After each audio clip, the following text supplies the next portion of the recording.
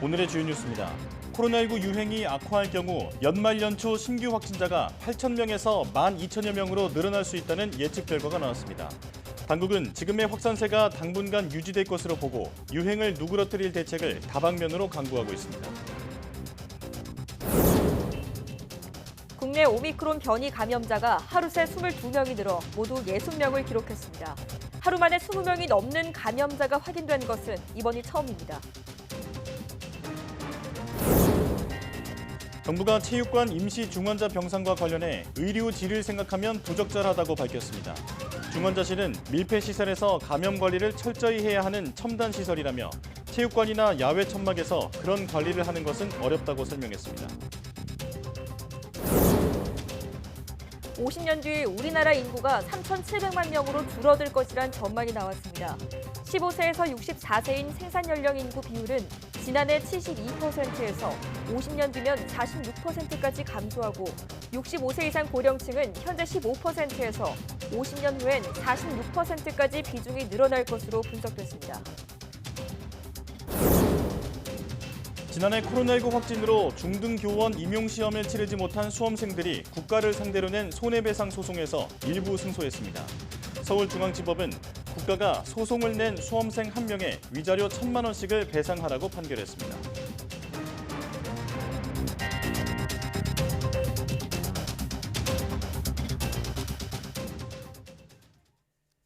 여러분 안녕하십니까? 사이언스 투데이 시작합니다.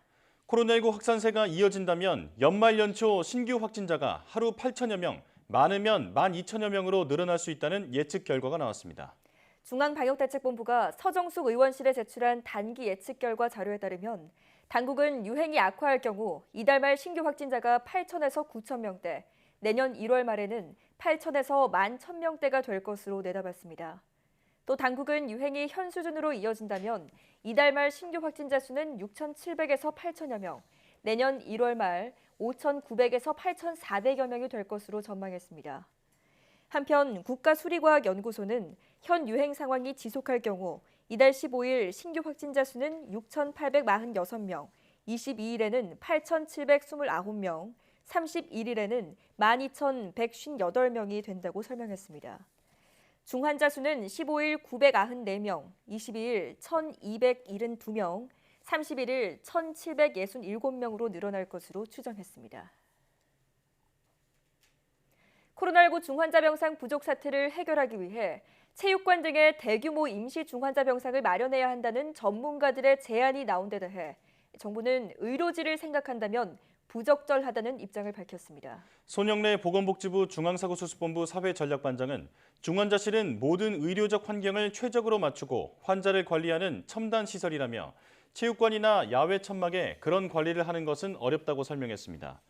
손 반장은 또 많은 환자가 발생한 상황에서는 검토할지도 모르겠지만 지금은 우리 의료체계에서 감당하는 것이 의료의 질과 적절한 진료 성적을 유지하는 면에서 굉장히 중요한 과제이고 이상적인 결과라고 강조했습니다. 다만 중환자 병동이 아니라 일반 병동으로 활용은 가능하다는 생각이 든다고 덧붙였습니다.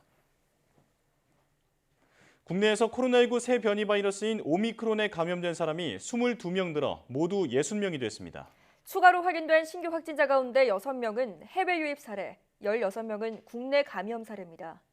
해외 유입 사례 6명 가운데 3명은 남아프리카 공화국에서 입국한 사람들이고 2명은 모잠비크, 1명은 에티오피아에서 온 입국자입니다. 이에 따라 국내 누적 감염자는 전날까지 변이 확진자로 확인됐던 38명을 포함해 모두 60명으로 늘었습니다. 감염 경로로 구분한다면 해외 유입이 15명, 국내 감염이 45명입니다. 특히 국내 감염자 16명 가운데 7명이 교인이었고 나머지도 모두 교인 가족과 지인 등 교회 관련자들이었습니다. 정부는 청소년의 코로나19 감염 위험이 증가해 예방접종 필요성이 절대적으로 커졌다면서 백신 접종을 강력히 권고한다고 강조했습니다. 방역당국은 코로나19 예방접종 특집 브리핑을 열고 12세에서 17세 청소년들에게 백신 접종에 적극 참여해달라고 당부했습니다. 정은경 질병관리청장은 브리핑에서 소아청소년에 대한 백신 접종을 진행하면서 코로나19 감염 예방 효과가 96%로 확인됐다며 아이들의 안전한 등교와 일상 회복의 지속을 위해 12세에서 17세 청소년 접종을 강력하게 권고한다고 밝혔습니다. 정 청장은 학교는 아이들에게 학습의 장이자 친구들을 만나는 공간이며 미래를 만드는 시간이고 코로나19로 인한 직접적인 피해만큼이나 교육 손실, 정서적 부담, 부모님들의 돌봄 부담도 매우 크다며 청소년 접종을 당부했습니다. 소아 청소년 대상 코로나19 백신 접종이 진행 중인 가운데 접종 후 이상 반응 신고율은 성인보다 낮은 것으로 분석됐습니다. 코로나19 예방접종 대응추진단은 12세에서 17세 청소년의 접종 후 이상 반응 신고율은 10만 명당 277.9건으로 0.28%에 이른다며 성인의 신고율인 0.37%보다 낮다고 밝혔습니다. 중증 이상 반응 신고율도 성인보다 낮았는데 12세에서 17세 청소년 접종 후 아나필락시스 판정 사례는 12건으로 접종 인구 10만 명당 0.55건, 19세 이상 성인은 10만 명당 0.72건으로 나타났습니다. 심근염, 심낭염의 경우 현재까지 12세에서 17세 연령층에서 27건이 신고됐으며 이 가운데 진단 적합성을 판단한 8건 중 5건이 백신과의 연관성이 인정됐고 이는 인구 10만 명당 0.2건 수준입니다. 18세에서는 현재까지 진단 적합성을 검토한 결과 총 23건에 대해 심근염과 심낭염을 확인했으며 인구 10만 명당 2.53건입니다. 이들 환자는 현재 모두 건강을 회복했다고 당국은 덧붙였습니다. 백신 접종을 마친 사람만 다중이용시설을 출입할 수 있도록 하는 방역 패스를 청소년에게도 적용하도록 한 정부 방침이 위헌이라며 고등학교 3학년 학생이 헌법 소원을 내기로 했습니다. 고3 학생 양대림 군 등 국민 450여 명은 방역 패스에 대한 헌법 소원 심판을 청구할 예정이라고 밝혔습니다. 양군 등은 방역 패스가 백신의 효과성과 안전성에 대한 의구심이 커지는 상황에서 청소년을 포함한 일반 국민에게 사실상 백신 접종을 강제하는 것이라며 명백히 위헌이라고 주장했습니다. 이어 백신 접종 없이는 식당과 카페뿐 아니라 학원, 독서실의 출입도 제한돼 기본적인 학습권마저 침해당한다며 백신 접종을 강제하는 것은 국가에 의한 폭력이라고 강조했습니다. 기존 백신으로도 코로나19 새 변이인 오미크론 감염을 예방할 수 있다는 연구 결과가 나왔습니다. 화이자 백신을 3차 접종하면 오미크론 감염 예방에 상당한 효과가 있고 기존 1, 2차 접종자도 중증으로 악화하는 상황은 피할 수 있다는 겁니다. 보도에 이상순 기자입니다. 기존 화이자 백신으로도 오미크론 변이를 예방할 수 있는 것으로 나타났습니다. 보도자료로 공개된 미국의 화이자와 독일의 바이오엔테크의 실험 결과입니다. 하지만 부스터샷, 즉 3차 접종이 전제 조건입니다. We expect significant protection against any type of COVID-19 mediated by Omicron in individuals who have received the third vaccine. 오미크론 변이는 백신 2회 접종자의 중화 항체 효과를 현격히 감소시켰습니다. 하지만 3회차 접종을 하면 중화 항체가 기존 2회 접종 때보다 25배 증가했습니다. 세 번째 백신을 맞은 지 한 달이 지난 접종자의 혈액으로 실험한 결과 오미크론 변이에 대한 예방 효과가 2019년 말 중국에서 처음 발견된 코로나19 바이러스에 대한 2회 접종 예방 효과와 비슷했습니다. 당시 예방 효과는 약 95%였습니다. 기존의 2회 접종은 감염을 막을 수는 없지만 중증 예방 효과는 상당 부분 유지됐습니다. 화이자와 바이오엔테크는 오미크론 변이용 백신 개발에도 속도를 내고 있습니다. The timelines are such that we would be delivery ready with a Omicron adapted vaccine by March next year, pending regulatory authorization. 백신 제조사 중 오미크론 변이에 대한 효능을 공식 발표한 건 화이자와 바이오엔테크가 처음입니다. 모더나와 얀센 등은 앞으로 몇 주 안에 데이터를 공개할 것으로 기대된다고 로이터 등 외신은 전했습니다. YTN 이상수입니다. 일본 연구팀이 오미크론 변이가 기존 델타 변이에 비해 감염력이 최대 4배 이상일 수 있다는 분석 결과를 내놨습니다. 니시우리 히로시 교토대 교수가 이끄는 연구팀은 일본 후생성 코로나19 전문가 회의에서 오미크론 감염자 1명이 몇 명을 감염시키는지 분석한 결과 델타 변이의 최대 4.2배에 이를 수 있다고 발표했습니다. 연구팀은 오미크론의 진원지로 알려진 남아프리카 공화국 하우텐주의 역학 데이터와 게놈 해석 결과를 바탕으로 이렇게 분석했다고 밝혔습니다. 다만 연구팀은 확보한 데이터가 충분하지 않아 감염력이 델타 변이의 4배 이상이라고 단정하기는 어렵지만 최소 2배는 넘을 것이라고 분석했습니다. 이와 함께 연구팀은 감염자와 백신 접종자가 늘어난 상황에서도 바이러스가 면역을 회피하는 특성이 있어 오미크론이 빠르게 퍼질 수 있다고 예상했습니다.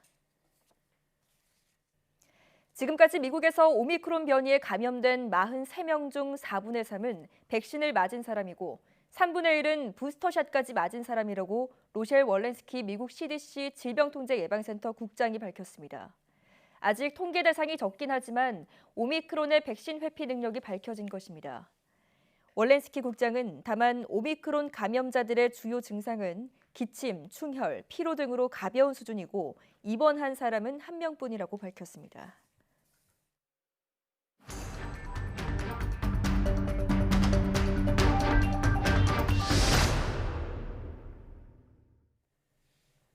코로나19 신규 확진자 수가 이틀 연속 7,000명대를 기록했습니다. 위중증 환자 수도 연일 최다치를 기록하고 있는 가운데 다음 주에는 하루 확진자 수가 10,000명을 넘을 것이라는 전망도 나오고 있습니다. 자세한 상황 코로나19 브리핑에서 함께 알아보겠습니다. 고려대학교 약학대학 김정기 교수 전화로 연결되어 있습니다. 교수님 나와 계십니까? 네, 안녕하세요. 네, 지난 시간 교수님께서 다음 주 수요일쯤엔 하루 확진자 수가 10,000명을 넘을 수 있다고 말씀하셨는데 정말로 분위기가 심상치 않습니다.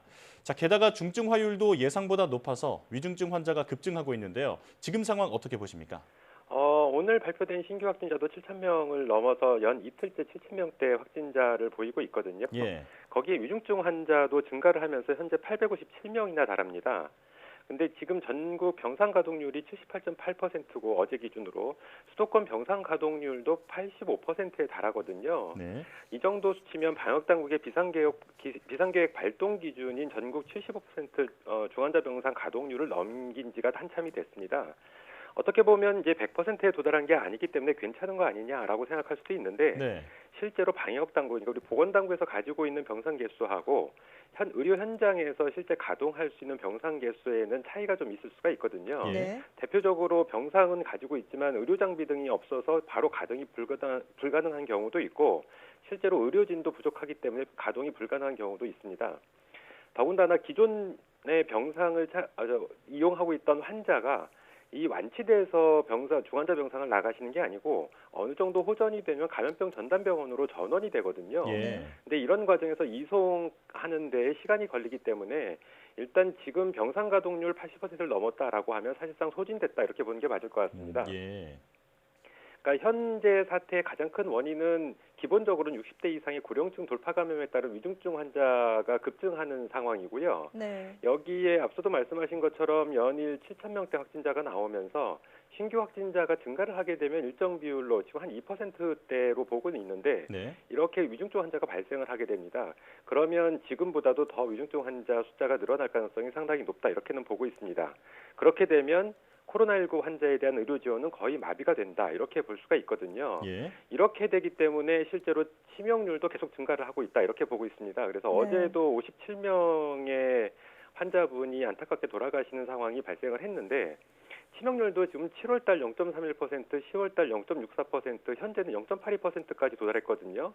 예. 지금 누적 치명률하고 거의 동일합니다. 그러니까 상당히 최근에 치명률이 급격하게 높아졌다. 그래서 지금 상황이 이러한 위중증 환자 발생에 따른 치명률 증가가 상당히 문제가 된다. 이렇게는 보고 있습니다. 예. 자, 이런 가운데 오미크론 변이 감염자가 빠르게 늘고 있습니다. 델타 변이보다 전파력이 더 강하다고 알려져 있는데 지금 같은 상황에 오미크론 변이까지 확산한다면 문제가 더 심각해질 수 있겠죠? 지금 하루 사이에 오미크론 환자가 22명이나 증가를 했는데요. 현재 60명으로 알려지고 있습니다. 근데 해외에서 입국하시는 분들은 차치하고 일단 국내 발생이 가장 중요한데 국내 발생 오미크론 확진자가 45명이거든요. 네. 근데 다행스럽게도 아직까지는 국내 감염자 모두 인천 미추홀구 교회가 관련되어 있는 분이십니다.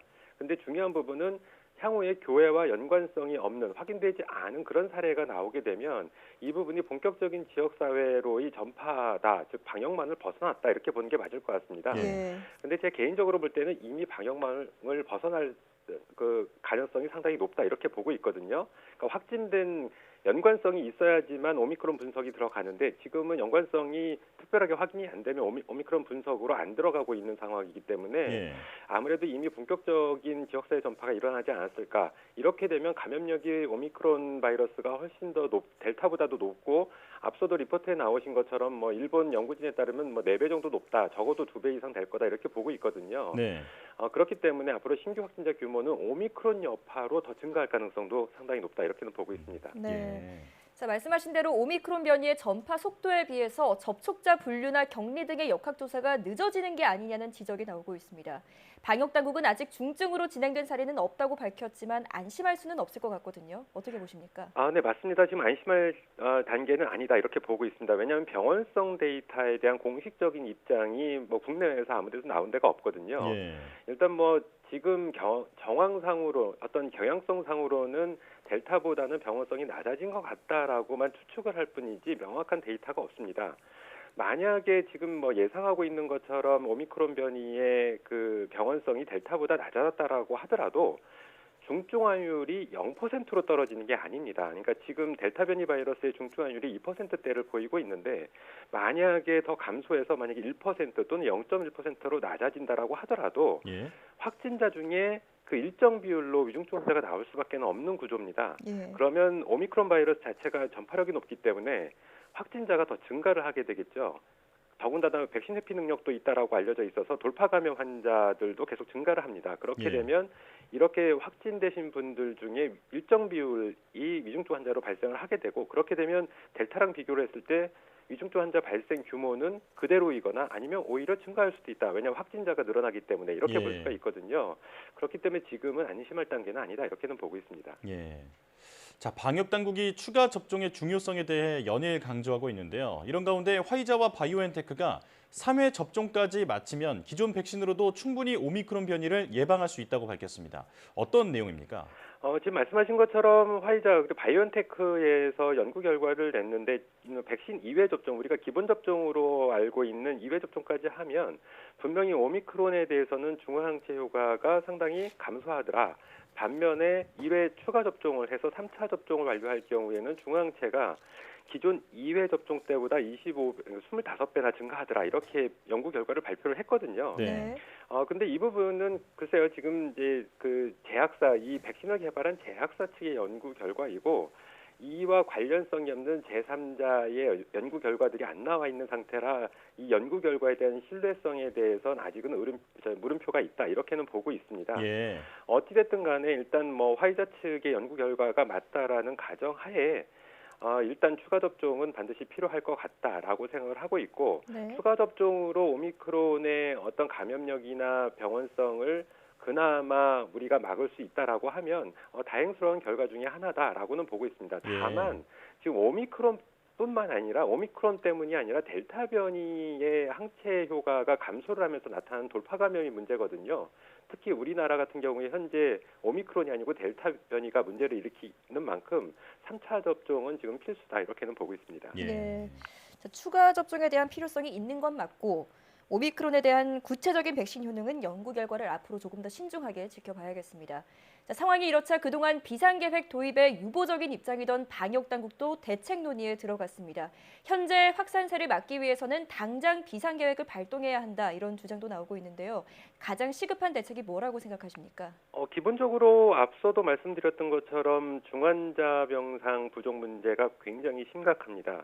이 중환자 병상 부족 문제가 발생을 하면 일단 이 부분을 해결하기 위해서 병상 확보는 반드시 필요하고요. 예. 근데 이 중환자 병상이 새로 신설되는 게 아니고 기존에 있던 병상을 그러니까 다른 일반 비코로나를 가지고 계신 분들의 중환자 병상을 이용을 할 수밖에 없는 상황이거든요. 예. 근데 그것 때문에 또 문제가 발생을 할 수가 있다. 그러니까 코로나19 감염이 아니고 다른 질병, 다른 질환 때문에 중환자 병상을 써야 되시는 분들이 못 쓰는 상황이 발생을 한다. 그래서 이 부분은 단순하게 코로나19를 해결한다라고 해서 다 해결되는 문제는 아니다라고는 보고 있습니다. 예. 그렇기 때문에 중환자 병상 기본적으로 반드시 필요하지만 무엇보다 중요한 거는 현재 지금 7,000명대 연이틀 나오는 이런 확산세를 빨리 줄여야 된다. 감소세로 돌려야 된다라는 생각을 가지고 있고요. 네. 그렇기 때문에 방역 당국은 그 방역 패스에만 너무 의존하지 말고 한시적으로나마 사회적 거리두기로 돌아갈 필요가 반드시 있다 이렇게는 보고 있습니다. 예. 확진자 수가 급증하는 것을 막는 게 가장 중요하기 때문에 사회적 거리두기와 같은 방역 강화도 생각해 볼 필요가 있다. 이렇게 정리할 수 있겠습니다. 자, 코로나19 브리핑 고려대학대 김정기 교수와 함께했습니다. 교수님 고맙습니다. 네, 감사합니다.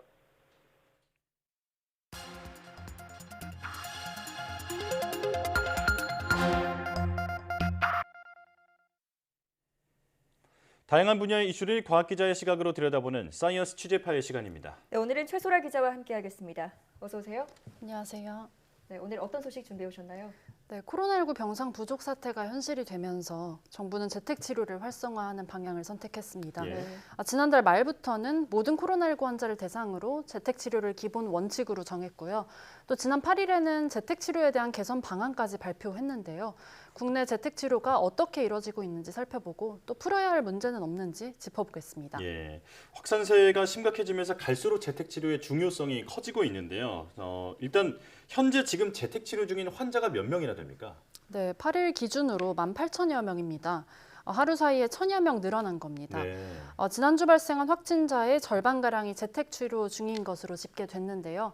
정부가 해외와 비교했을 때 아직은 국내 재택치료 비중이 매우 낮은 편이라면서 재택치료를 더 확대할 필요가 있다고 밝혔거든요. 예. 그런 만큼 재택치료자는 더 늘어날 것으로 보입니다. 네. 자, 재택치료가 의무화가 되기는 했지만 모든 환자가 재택치료를 받는 건 아니고 확진이 되면 그 환자 상태에 따라서 병상에 옮겨지기도 하잖아요. 그 기준이 뭔가요? 네, 일단은 모든 확진자는 기본 원칙은 재택치료가 기본 원칙이고요. 네. 다만 입원 요인이 있거나 또 주거시설이 감염에 취약해서 재택치료가 어려운 경우에 병상 배정을 요청하게 되는데요. 예. 입원 요인이라는 게 감염 후 의식장애나 호흡곤란, 해열제로 조절되지 않는 고열이 나타난 경우가 해당되고요. 또 당뇨 환자나 투석 환자, 항암요법이나 면역 억제제 투여를 진행 중인 환자, 또 증상이 있는 정신줄 환자, 또 침상에 누워있는 환자나 고도비만 유증상 임산부, 그리고 중증 소아나 또 고위험군에 해당하는 소아도 해당이 됩니다. 네. 이 밖에 감염에 취약한 주거 환경이라고 하면 예컨대 고시원에 살거나 또 노숙자인 경우 등도 재택치료 대상에서 예외입니다. 예. 그러니까 의료인의 보살핌이 꼭 필요한 경우가 아니라면 일단 대부분은 재택치료의 대상이다 이렇게 볼 수 있겠는데요. 자, 그렇다면 재택치료는 실제로 어떤 식으로 진행이 되나요? 네, 일단은 재택치료 대상이 되면요. 산소포화도 측정기와 체온계, 또 해열제와 소독제 등으로 이루어진 재택치료 키트가 집으로 배송됩니다. 네. 그리고 재택치료 기간 동안에 하루에 2-3번 정도 체온이나 산소포화도 등을 스마트폰 앱에 입력을 하거나 또 전화로 알려서 협력 의료기관이 모니터링을 진행할 수 있도록 합니다. 예. 또 격리 기간 동안에 2차례 정신건강 모니터링도 이뤄진다고 합니다. 필요한 경우에는 비대면으로 진료나 처방까지도 진행이 됩니다. 재택치료 기간은 무증상 환자인 경우에는 확진 이후 10일, 그리고 경증 환자인 경우에는 증상이 발현된 이후에 10일입니다. 예. 그리고 확진자와 동거인도 함께 격리가 되거든요. 실제 재택치료를 받는 아동의 어머니 말을 직접 들어보시겠습니다. 집에 밖에 못 나가다 보니까 예. 집 안에 이제 아이 먹고 생활하고 한 쓰레기가 많이 나옵니다. 예. 근데 그게 이제 처리가 조금 힘들어서 계속 지금 베란다에 쓰레기가 쌓이고 있는 상황이거든요. 예. 이제 그런 것도 조금 힘이 들고, 이제 아이가 아직 어린데 재택치료를 하면서 아무래도 엄마 아빠랑 조금 심리적이든 이제 이건 몸적이든 떨어지게 되잖아요. 예. 그렇게 됐을 때 아이가 조금 힘들어하는 것 같아서 그런 거에 대해서 이제 심리 상담이나 이런 게 어른들을 위한 것만이 아니라 아이들을 위한 것도 조금 있었으면 하는 그런 생각이 듭니다. 자, 아무래도 환자뿐만이 아니라 같이 사는 동거인까지 그 짧지 않은 시간 동안 격리를 해야 하다 보니 불편도 만만치 않고 또 이 부분에서 불만의 목소리가 나오는 것 같은데요. 자, 그러자 정부는 지난 8일이죠. 재택치료 개선 방안을 내놨는데 어떤 부분이 바뀌었나요? 네, 이번 개선 방안에 따르면요. 먼저 재택치료 환자의 생활비가 늘어났습니다. 기존의 10일 격리 기준으로 1인 가구는 34만 원의 생활지원비를 지급받았는데요. 네. 앞으로는 재택치료자가 접종 완료자 등 방역 패스 대상인 경우에 생활지원비가 56만 원으로 늘어납니다. 4인 가구를 기준으로는 기존 90만 원에서 136만 원가량으로 오르는 겁니다. 네. 또 환자와 함께 격리되던 동거인에 대한 개선 방안도 담겼는데요. 동거인은 격리 기간 중이라도 진료를 받거나 약을 수령하러 갈 때 외출이 허용됩니다. 또 격리 기간도 동거인이 백신 접종을 완료한 사람이라면 격리 기간이 10일이 아닌 7일로 줄어듭니다. 예. 7일 차에 PCR 검사에서 음성 결과가 나온다면 8일째부터는 직장이나 학교에 갈 수 있다는 겁니다. 다만 동거인이 미접종자인 경우는 8일째부터 추가로 10일 더 격리돼서 모두 17일간 격리가 됩니다. 함께 들어보시겠습니다. 기존 생활지원비는 접종 여부와 관계없이 입원 또는 격리자에 대해서 지원하지만 추가 생활지원비는 백신을 접종한 사람들에 대한 그 지원을 강화하려는 취지에서 도입하였다는 말씀을 드립니다. 그 미접종 완치자라든가 또는 그 의학적 사유 등으로 백신 접종이 어려운 예외 적용자분들은 접종자로 인정을 한다는 말씀을 드립니다. 네, 이 밖에도 개선 방안에는 의료체계 과부하를 막기 위한 방안도 반영이 됐습니다. 기존에 재택치료 중에 시행되던 건강 모니터링 기간이 10일에서 지난 8일부터는 7일로 줄어든 겁니다. 예. 7일간만 모니터링을 받고 나머지 3일은 모니터링 없이 자가격리만 하는 겁니다. 또 정부는 재택치료 관리 의료기관을 병원뿐만 아니라 의원급까지 확대하는 등 재택치료 지원 체계를 한층 보강하고 또 행정 지원 인력을 확대 투입하겠다고 밝혔습니다. 네. 그러니까 생활비를 조금 더 지원하고 동거인의 격리 기간과 그 환자의 건강 모니터링 기간을 조금 더 줄이겠다. 네, 이런 건데. 자, 이번 재택치료 개선 방안에 대한 비판도 나오고 있죠. 어떤 내용인가요? 네, 그렇습니다. 일각에서는 이번 개선 방안이 재택치료의 불편을 줄이는 데만 집중했을 뿐 중증 환자를 줄일 방안은 담기지 않았다고 지적합니다. 네. 개선 방안이 발표되기 전날인 지난 7일에 대한의사협회는 긴급 기자회견을 열고 또 재택치료 권고안을 발표했는데요. 권고 이후에 발표된 이 재택치료 개선 체계에 이런 내용이 거의 반영되지 않았다는 겁니다. 네. 먼저 의료계 권고안 내용 일부를 직접 들어보시겠습니다. 산소 포화도 발열 체크만으로 고위험군 기저질환자의 증상 악화를 조기에 인지 못하여 환자 건강에 위험한 상황이 초래될 수 있습니다. 지역 의료기관을 활용한 증상 변화에 연속적인 진료가 가능한 외래 진료 체계로 진행될 것을 권고합니다. 환자가 재택 상태에서 의사로부터 조기에 진료를 받아 중환자를 조기에 찾아낼 수 있도록 외래 진료와 관리를 받는 체계가 기본이 되어야 합니다. 전문가들은 산소 포화도나 발열 체크만으로는 증상 악화를 파악하기 어렵다고 지적합니다. 현장에서는 발열 증세가 없다가 중증으로 급격히 악화하는 경우가 적지 않다는 겁니다. 이 밖에 의사협회가 권고한 내용은 재택치료의 외래 진료를 의원급으로 확대하고 또 고위험군을 선제 진료하고 또 재택치료 환자 전용 이송 체계를 확대하고 또 생활치료센터에서 항체치료제를 투여하는 방안 등이었는데요. 예. 이번 개선안에는 이송 체계 확대 방안과 또 앞서 말씀드린 관리 의료기관을 의원급까지 확대하는 방안들만이 일부 담겼다는 지적이 나옵니다. 네. 자, 코로나 급증세에 현재 지금 재택치료가 불가피한 상황인 만큼 조금 더 세밀한 대책이 마련돼야겠습니다. 지금까지 최소라 기자와 함께했습니다. 오늘 말씀 잘 들었습니다. 감사합니다.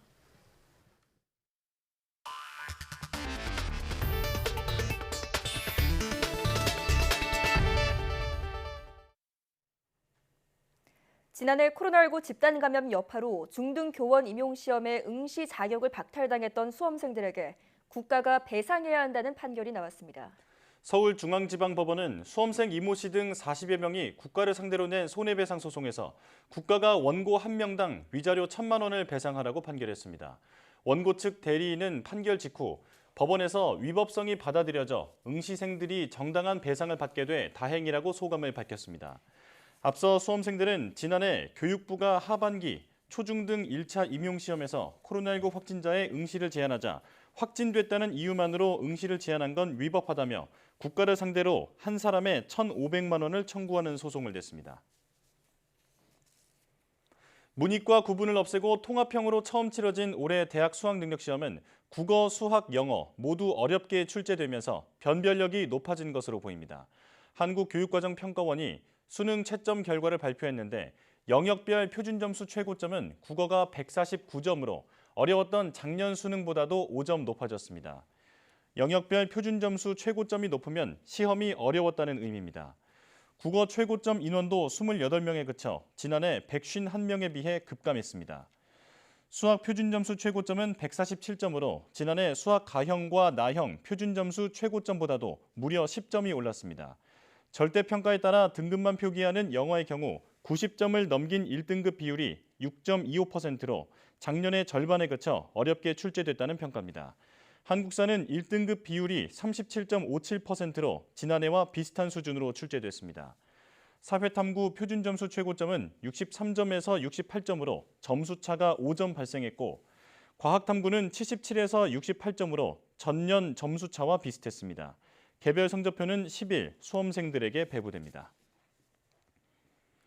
올해 대학 수학 능력 시험 만점자는 1명인 것으로 확인됐습니다.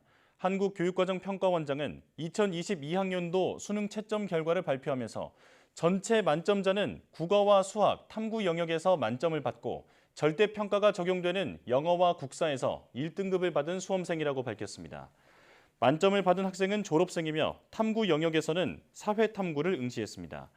지난해 수능에서는 전 과목 만점자는 재학생 3명과 졸업생 3명 등 총 6명이었습니다.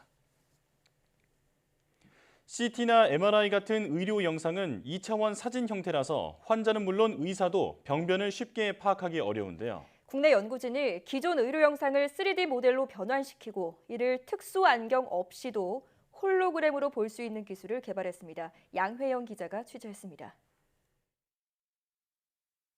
엑스레이나 CT, MRI 등 의료용 영상기기는 병의 진행 상태를 확인하는 데 필수입니다.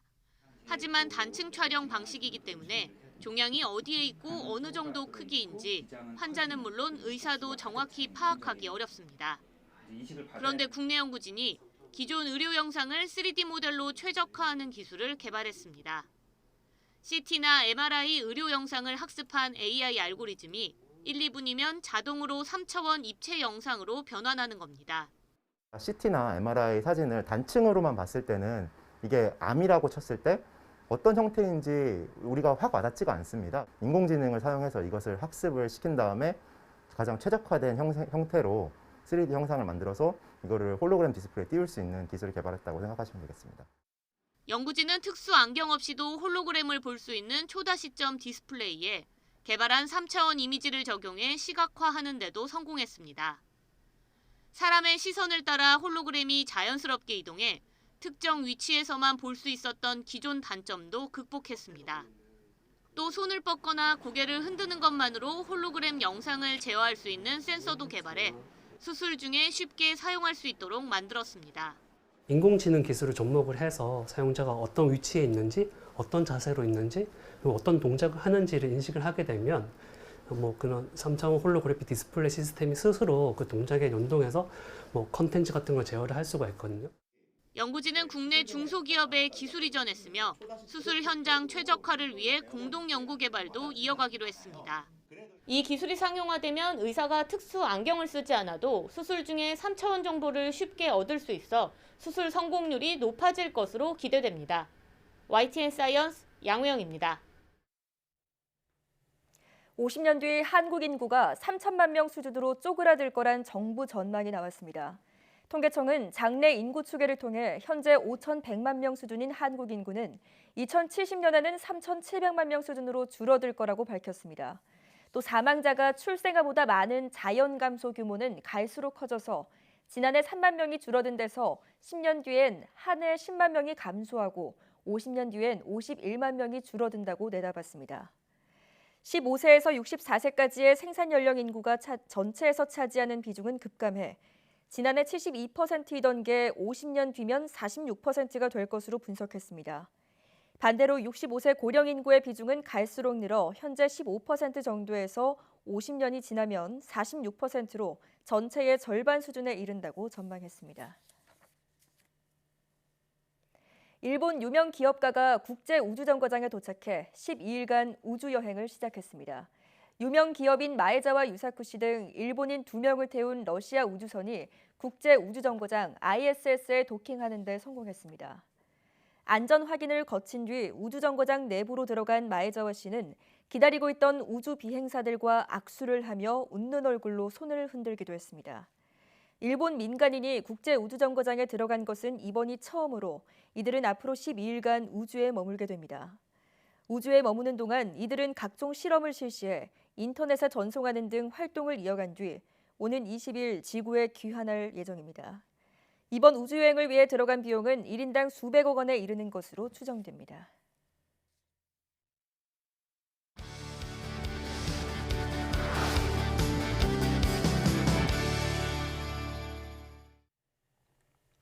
인공지능이 우리 몸의 사진을 학습해서 병변의 위치를 정확히 파악하고 또 이를 홀로그램으로 생생하게 볼 수 있는 기술이 개발됐다고 앞서 뉴스에서 소개해드렸는데요.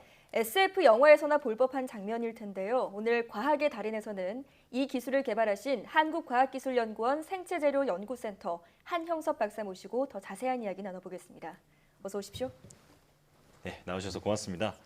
자, 앞서 뉴스를 통해서 잠시 기술에 대한 소개를 먼저 들었는데 박사님께서 메디컬 홀로그램 시스템이 뭔지 직접 소개해 주시죠. 우리가 몸이 아파서 병원에 가면 엑스레이, MRI나 CT 같은 의료용 기기를 사용해서 촬영을 진행하는데 예. 의사 선생님들이 주로 흑백으로 된 단면 사진들을 보시면서 설명을 해주시는데요. 네. 숙련된 의사는 엑스레이 사진들을 넘겨가면서 여기에 종양이 이렇게 위치해 있다. 아니면 여기에 결석이 있다고 말씀을 해주실 텐데 일반인이 봤을 때는 이게 어떤 위치에 어떤 크기와 형태로 있는 건지 파악이 잘 안 됩니다. 예. 이건 이제 의사분들도 마찬가지라고 하시는데요. 현재 종양 제거 같은 외과의 수술적 접근은 CT나 MRI 촬영에 의한 평면적 구조를 바탕으로 개인의 감각에 의존해서 종양 및 수술 부위로 접근하는 방식인데요. 예. 명의가 되려면은 CT나 MRI에서 본 이게 평면적 구조를 머릿속에서 3차원으로 구현해서 수술을 진행할 수 있어야 한다고 합니다. 네. 그래서 저희는 의사들이 좀 더 정확한 수술을 진행할 수 있도록 3차원적 입체 정보를 전달해 줄 수 있는 디스플레이와 시스템을 개발하게 됐습니다. 그렇군요. 네.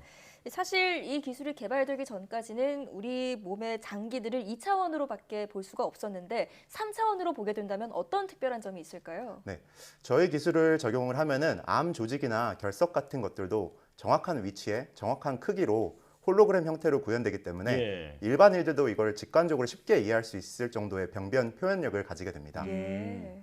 지금 화면에서 나오는 그림은 이제 MRI를 촬영하면 볼 수 있는 이미지입니다. 예. 이 환자분의 경우에는 이제 뇌종양이 있으셔가지고 조영제를 투입해서 종양 부위가 하얀색으로 염색이 된 것을 이렇게 XY 지축으로 보실 수가 있습니다. 네.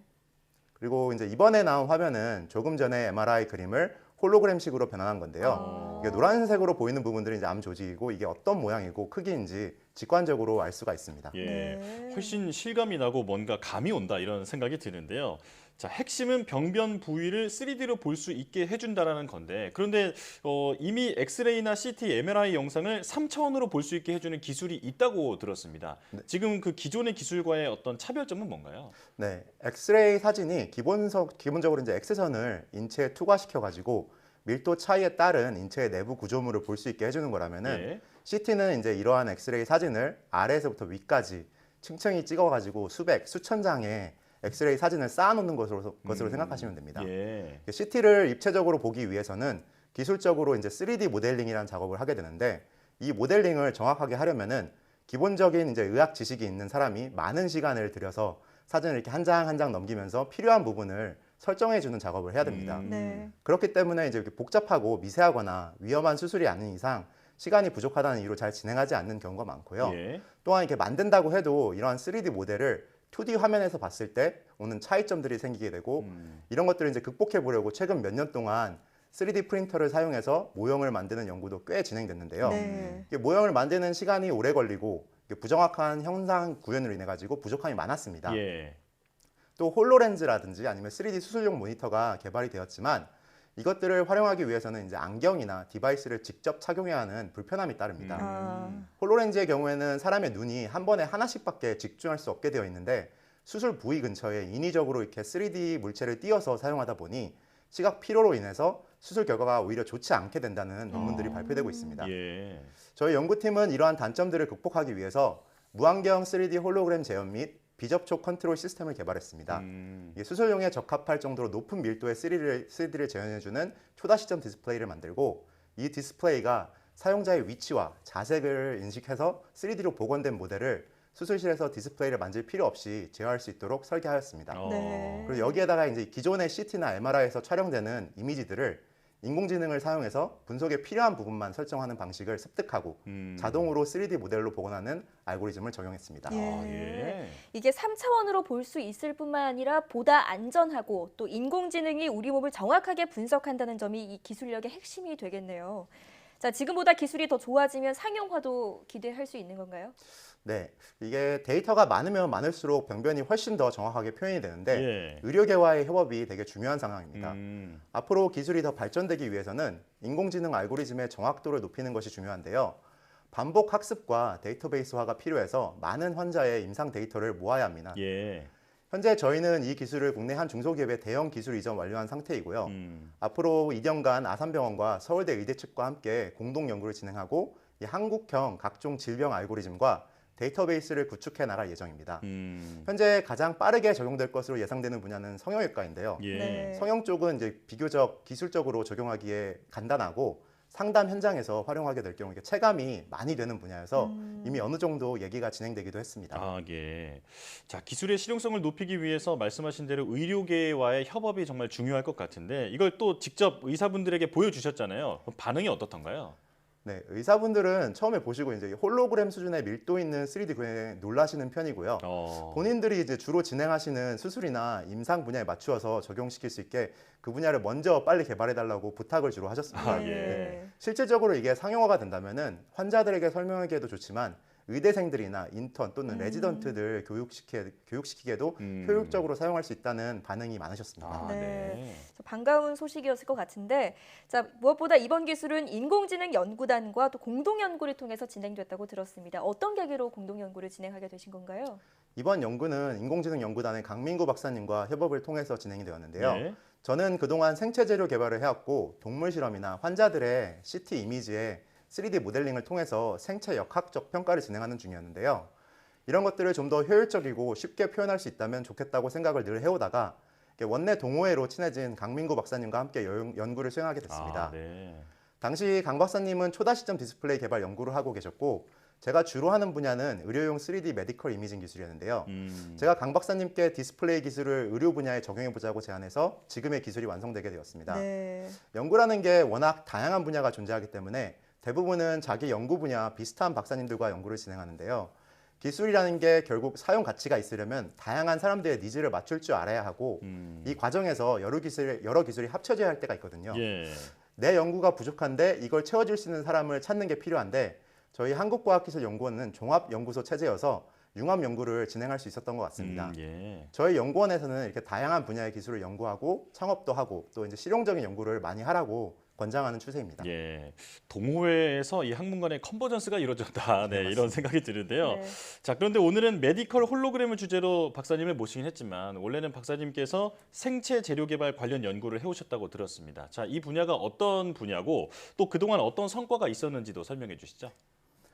저는 사람의 몸 안에서 녹는 금속 나사 연구는 제가 이제 진행하고 있는 연구 중에 가장 오래 하게 됐고 또 자신 있는 분야입니다. 네. 정확히는 정형외과용 생체 분해성 금속과 관련된 연구를 하고 있는데요. 우리가 넘어지거나 운동을 하다가 뼈에 골절이 일어나는 경우가 있는데 대부분 이런 경우 정형외과에 가서 금속으로 된 나사로 뼈를 고정하게 됩니다. 그렇죠. 문제는 이제 뼈가 완전히 붙은 후에는 이러한 나사를 2차적인 수술을 통해서 제거해야 한다는 건데요. 제거를 하면서 진행하는 수술에서 발생하는 추가적인 고통과 비용 때문에 이것을 제거하지 않고 그냥 가지고 가시는 분들도 상당합니다. 예. 하지만 이제 이것들이 금속이다 보니 10년 정도 지나면은 이게 녹이 슬거나 부러지는 등 여러 가지 문제들을 일으키게 됩니다. 네. 그래서 이러한 단점들을 극복하기 위해서 저희 연구팀에서는 몸 안에서 부작용을 최소화하기 위해 우리 뼈에 있는 원소인 마그네슘, 칼슘, 아연들만 가지고 생체 분해성 금속 재료를 개발해냈습니다. 이게 10년여간의 연구를 통해 가지고 임상 실험도 진행을 했고 식약처에서 판매 인증을 받기도 했습니다. 예. 지금은 이제 정형외과뿐만이 아니라 심혈관용 스텐트 등 다양한 의료용 디바이스로 임상 실험이 진행되고 있으면서 미국 식약처를 통한 판매 승인을 위해서 노력하고 있습니다. 네, 훨씬 안전할 것 같네요. 자, 마지막으로 박사님의 앞으로의 연구 계획이나 목표가 있다면 또 말씀 부탁드리겠습니다. 앞으로 몇 년간은 다른 공동 연구자분들과 함께 메디컬 홀로그램 시스템을 최적화하는 연구를 할 계획입니다. 네. 이 연구 외에도 우리 몸 안에 있는 노화 만병의 근원이라고 알려져 있는 활성산소를 선택적으로 분출하는 생체 재료를 개발할 예정이고요. 이 재료를 사용을 해서 암 조직이나 암 세포만을 선택적으로 표적화해서 제거하고 치료하는 연구도 진행할 예정입니다. 예. 공학을 통해서 의료기술의 발전을 돕고 삶의 질을 높일 수 있는 연구에 몰두하도록 하겠습니다. 네. 자, 오늘 박사님 말씀을 들어보니까 앞으로 의료 현장이 크게 달라지겠다. 네, 이런 생각이 드는데요. 오늘 설명해 주신 여러 연구들이 하루빨리 결실을 맺어서 현실에서 좀 널리 쓰이기를 기대하겠습니다. 자, 과학의 달인 한국과학기술연구원 한형섭 박사와 함께했습니다. 고맙습니다.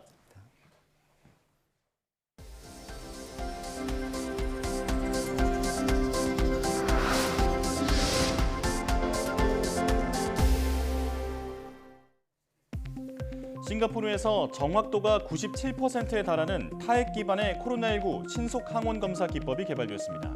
현지 언론에 따르면 듀크 싱가포르 국립의대와 싱가포르 종합병원 등 공동 연구팀은 기존 PCR 검사와 달리 15분이면 결과가 나오는 타액 항원 검사 기법을 개발했다고 밝혔습니다.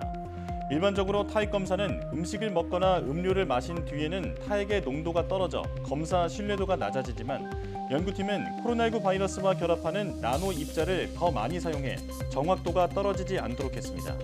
연구팀은 100명 이상을 대상으로 이 기법을 임상시험해본 결과 코로나19 바이러스 검출 정확도가 97%로 나타났다고 설명했습니다. 국내 연구진이 체내 환경을 본뜬 세포 배양 플랫폼을 개발해 손상된 근육을 치료할 수 있는 고품질의 근육세포를 만드는 데 성공했습니다. 키스트와 고려대 공동연구팀은 외상 환자의 치료를 위해 신체에서 건강한 근육세포를 채취하는 대신 고품질의 근육세포를 외부에서 만들기 위해 인체와 같은 전기적 환경을 구축한 세포 배양 플랫폼을 만들었습니다. 연구팀은 이 플랫폼에서 근육세포를 배양한 뒤 주위에 이식한 결과 손상된 근육의 재생과 근육 주변의 혈관 생성 능력이 기존 세포 배양 기술보다 4배에서 5배 높았다고 설명했습니다. 또 이 기술을 근육세포뿐만 아니라 다양한 세포를 이용한 치료제 연구에도 확대 적용할 수 있을 것으로 기대했습니다.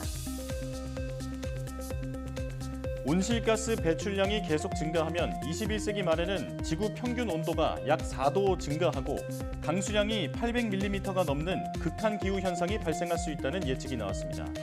기초과학연구원과 미 국립대기연구센터 공동연구팀은 초기 조건을 다르게 가정해 동일한 기후변화 시뮬레이션을 반복하는 대규모 앙상블 시뮬레이션 기법으로 이 같은 결과를 얻었다고 밝혔습니다. 연구 결과 온실가스 배출로 인해 21세기 말에는 전 지구 평균 온도가 2000년보다 약 4도 높아지고 강수량은 6% 증가하는 것으로 나타났습니다. 또 열대 태평양 지역에서 일강수량 100mm 이상의 극한 기후 현상이 지금보다 10배 정도 자주 발생하고 현재 일어나지 않는 강수량 800mm 이상의 기후 현상도 발생할 것으로 예측됐습니다. 평균 반복 주기가 3.5년이던 엘니뇨 현상은 21세기 말이면 2.5년으로 짧아져 지구 기온과 강수의 변동성에도 변화를 줄 것으로 전망됐습니다. 모유 수유로 자란 아이도 4세가 지나면 분유를 수유한 아이와 체격 차이가 없다는 연구 결과가 나왔습니다. 인제대 상계백병원과 분당 차병원 공동연구팀은 6개월에서 6세 아동 54만 7천여 명을 분석한 결과 이 같은 사실을 확인했다고 밝혔습니다. 연구 결과 생후 6개월에서 4세까지는 모유 수유를 한 아이가 분유나 혼합 수유를 한 아이에 비해 키와 체중이 작았지만 이후에는 큰 차이가 없는 것으로 나타났습니다. 연구팀은 모유 수유로 인해 체중이나 키 성장 발달이 뒤처질 수 있다는 일부 우려가 있지만 이는 합당하지 않은 것이라고 설명했습니다.